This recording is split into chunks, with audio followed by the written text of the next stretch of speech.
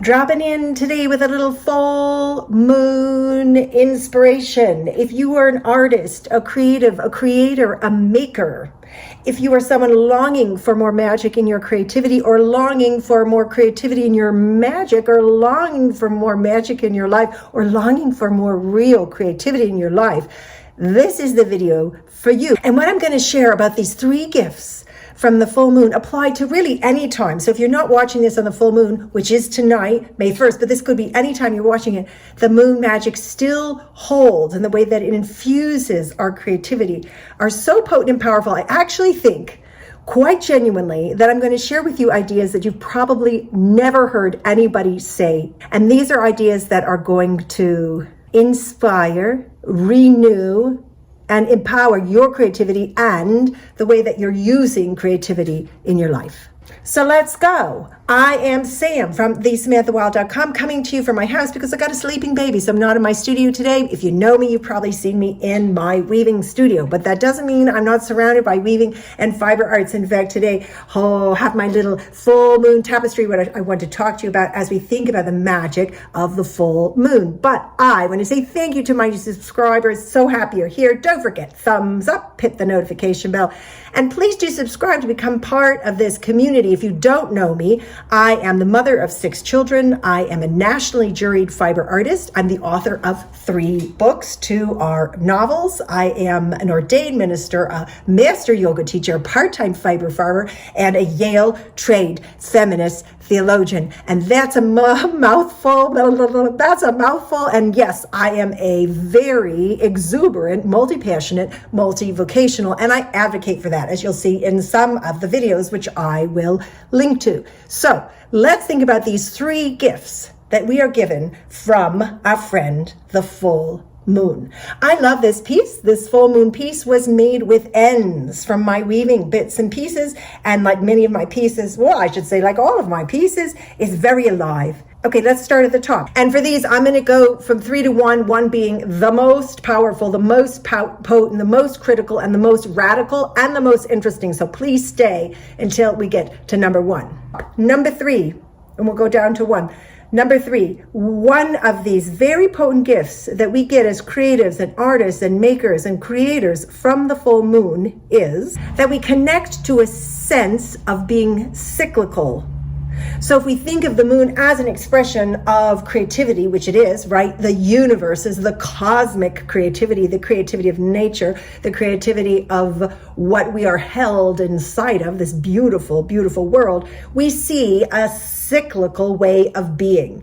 And this is really a gift for creatives and for artists and for makers, because we might attach ourselves. And I talked about this in my Tuesday live video, which I will link to. And I think it's a really important thing to think about, that if we are using the full moon and connecting to the full moon's magic as a way of understanding our own creativity, then we're naturally understanding that how we're producing and creating and making is cyclical. And we might have times where we feel abundant and full, and we times we feel very quiet and interior, like the new moon. This is such a gift.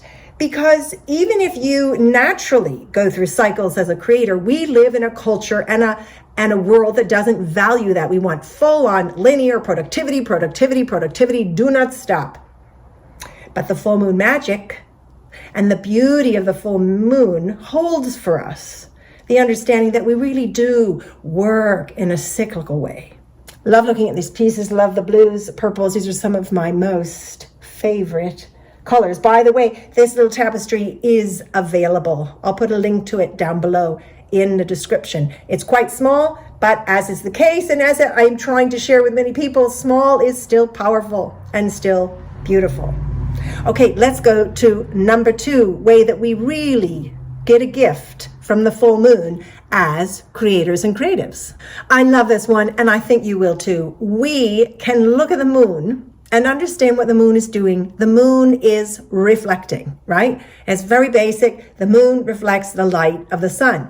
Something you know, something I know. How does that relate to us as artists? How does that relate to our life as creators? Well, a lot of artists and creators and makers feel like they're generating, and it's exhausting. I'm generating all my ideas. That's why I have writer's block. I can't find one. I'm generating all my thoughts, all my creativity for my life, taking care of my children, making my art. If you change yourself from being the sun and put yourself in the place of the moon, then your role actually is not to be the generator, but to be the reflector of the light. That's really, really powerful.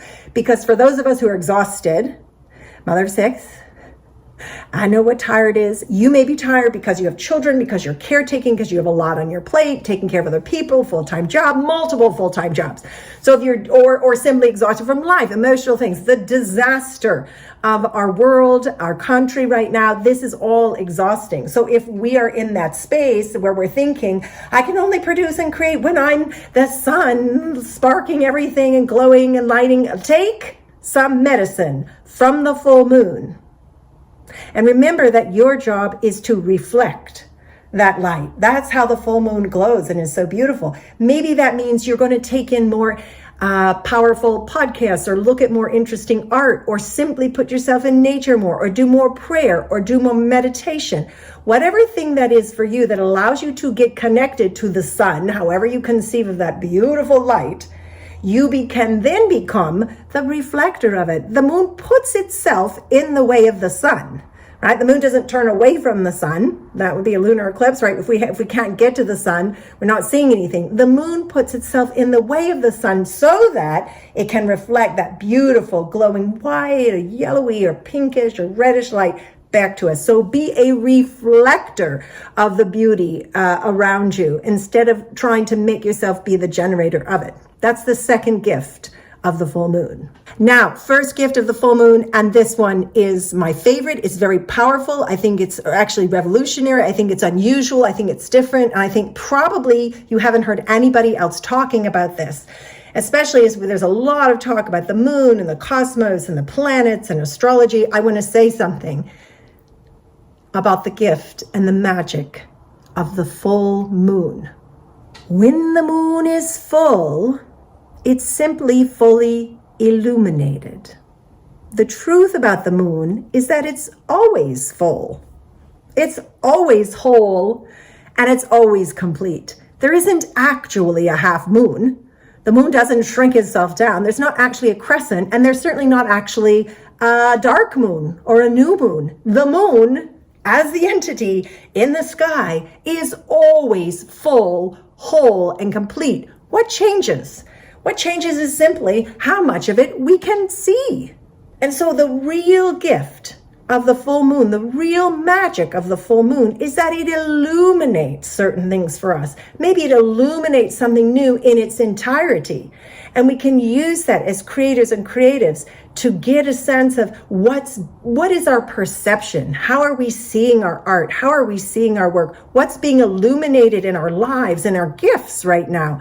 So perhaps right now you're having a lot illuminated for you, and then in a month or a week or a year or 10 years, not very much. You're in a new moon phase, maybe in a crescent moon phase. But regardless of how much is being illuminated, we stay full, whole, and complete. And that's so important. I don't hear anybody talk about that when they talk about the full moon, because they relate to the moon as if it were a reality that there's a half moon.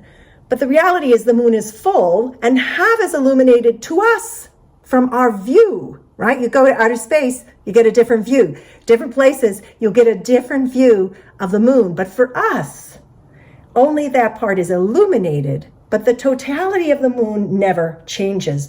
I think for creatives, artists, creative makers, creative folk, we want to remember that we're always whole, we're always complete. Like that resonance with the full moon as it's shining above us can restore back to us a sense that we're always in our wholeness, but certain parts get illuminated and certain parts can go into the darkness, as in the womb, a resting place. When you think about your own creativity, I think about seeds. I've been planting beets, I've been planting lettuce, I've been planting carrots, what else? Oh, peas.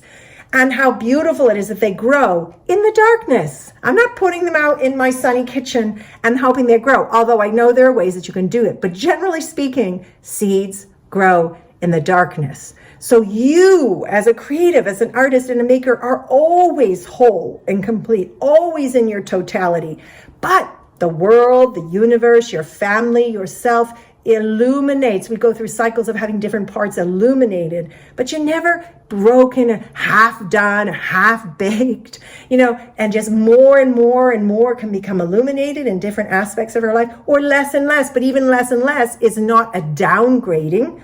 If we again go to the seed analogy, it's just more being held, being in a quiet or interior or protected or womb-like space, a space that feeds our growing.